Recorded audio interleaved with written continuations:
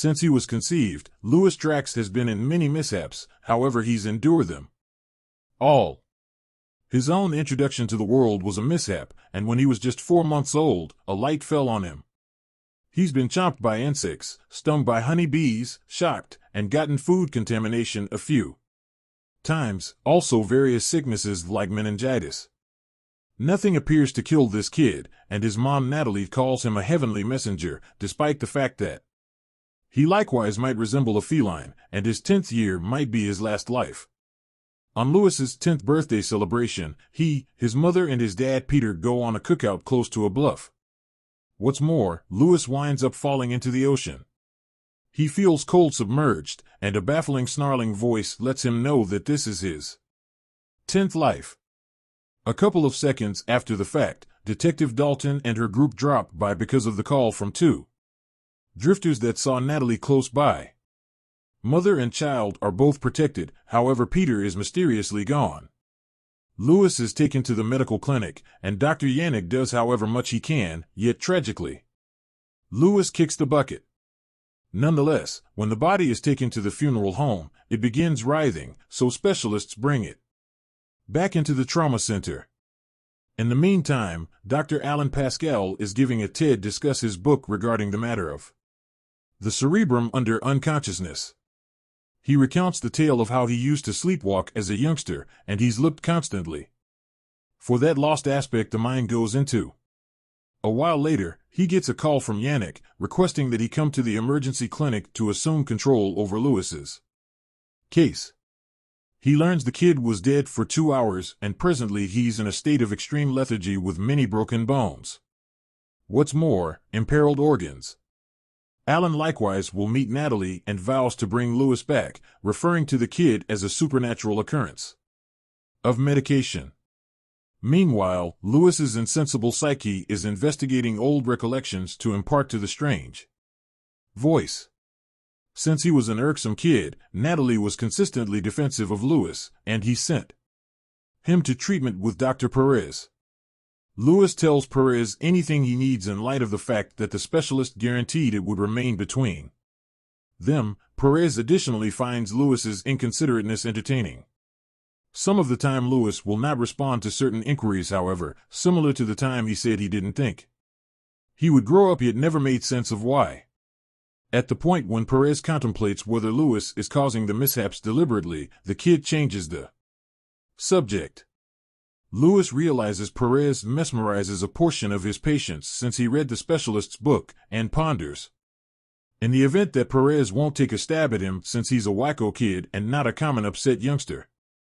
Back in the present, Alan requests Yannick for subtleties from the mishap. The ongoing police hypothesis is that Peter pushed Louis, and presently he's on the run, which is the reason they'll post an official at the emergency clinic gathering. Alan converses with Louis at whatever point he can, letting him know returning is protected. Dalton drops by later to converse with the specialists and offers what she's found out about Louis. Up to this point, he used to go to treatment, was troublesome at school, had no companions, and didn't fit in. Consequently, the other young men referred to him as Wacko Kid. Alan calls attention to Louis's set of experiences of mishaps, and Dalton makes sense of the past specialists think the kid did it intentionally to definitely stand out, yet neither she nor Alan accepts it in light of the fact that the mishaps began when he was a child. Alan likewise contemplates whether Peter was brutal, yet Dalton doesn't remark on that. A while later, Alan takes a stroll with Natalie to attempt to offer a few encouraging words.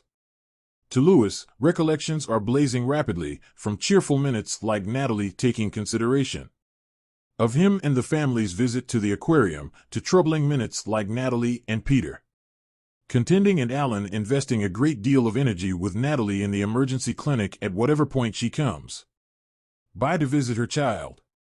One night, the strange voice uncovers itself, showing a major ocean growth beast that needs to continue to hear Louis's story.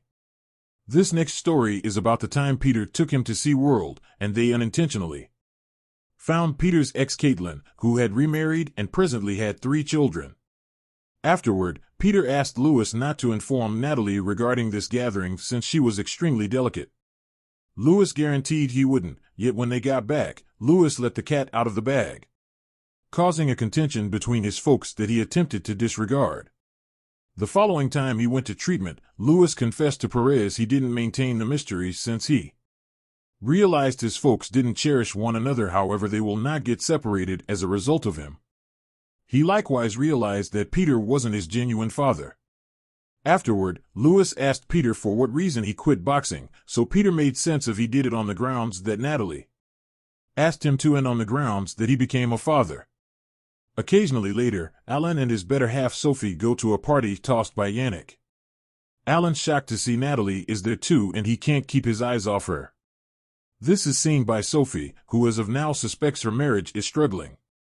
At the point when Alan at last will visit with Natalie, Sophie hinders them, making an extremely tense state of mind that continues when they return home.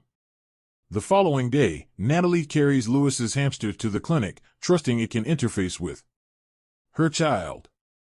Ordinarily, creatures aren't permitted, however Alan chooses to make a special case for her. Natalie says Louis adores his pet, however truly, this is his third hamster, and he killed the past two. At the point when Perez got some information about it, Louis enlightened him concerning a mystery that said that if you claimed a little animal and it lived longer than 2 years, you were permitted to kill it, since you were its proprietor. Perez was stunned to hear this and needed to know where Louis learned it, attempting to inspire him to discuss Peter. Toward the finish of the meeting, Perez communicated his concerns to Natalie, who got irritated by Perez's hints and chosen not to send Peter to treatment any longer. As discipline for sharing stuff that Perez had sworn wouldn't leave the room, Louis sent him a letter loaded up with hamster droppings. This story is being heard by the ocean growth beast in the present, and he asks why Louis abhors men to such an extent. The kid answers that men did terrible things to his mother. In the meantime, Alan asks Natalie for what valid reason she had finished treatment with Perez right away before the precipice occurrence. Natalie makes sense if she used to think Perez was attempting to turn her against her better half, and presently she's beginning to see perhaps he had been correct. Since Alan's actual comprehension, Natalie shares what occurred on Louis's birthday. Peter had gotten into a contention since Peter could have done without the reality she had finished Louis's treatment. Peter got forceful and that terrified Louis, who took off to the edge. His folks pursued him and attempted to get him, however in the battle, Louis fell. Alan inquires as to whether Peter had been brutal previously, yet Natalie overlooks the inquiry and tells him she's known Peter since she was 18, making him the main man she's at any point been with. Alan thinks Natalie merits better, and both of them wind up kissing, which should be visible from the clinic windows. This incorporates the room with Louis, who out of nowhere sits up and watches him with a red eye. Alan and the medical caretaker race to keep an eye on Louis, who is attempting to say something. Unfortunately, he just will murmur "my father" before Natalie embraces him and he falls once again into his unconsciousness. Louis returns to another memory then, at that point, the night his folks isolated. Peter came to bid farewell since he planned to leave with grandmother for some time to give Natalie some space, yet he guaranteed he would constantly show up for his child. Meanwhile, Alan keeps awake until late running a few tests to attempt to comprehend what occurred, without much of any result.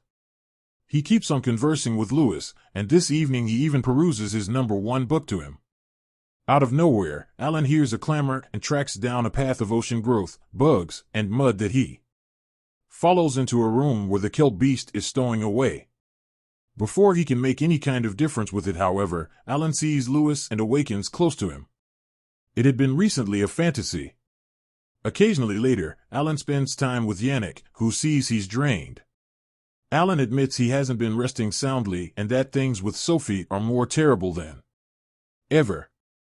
Yannick contemplates whether Alan's been getting along with Natalie in light of the fact that everybody in the medical clinic is familiar with the kiss in the nursery. Their little visit is interfered with by a call from Natalie, who requests Alan's assistance on the grounds that she thinks Peter had been in the house.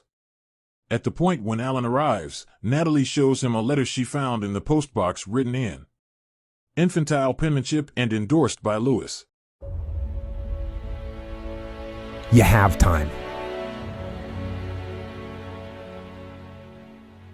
You have the knowledge and the willpower and the discipline to get it done. Your heart, your life, your happiness is your responsibility and your responsibility alone. One day, you're going to realize your life is yours, and there's a lot of people important to you that surround it, but ultimately it's yours. Then you must decide where you want to invest this life. Invest in something worthwhile. You have to picture yourself there. Wherever it is, you've got to picture yourself there. All right, the next step is you've got to believe it.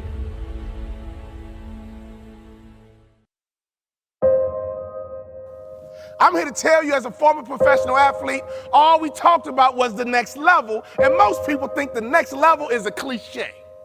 The next level is not a cliche. The next level is a lifestyle. The next level is a tangible place. In 3 years, I doubled my NBA income in the marketplace. That's what I call the next level. See, I firmly believe that making money is easy. I've been in business 15 years. Every year, my salary and income gets bigger, stronger, and faster. Why? Because I understand the keys to that proverbial next level. You are in charge of your next level.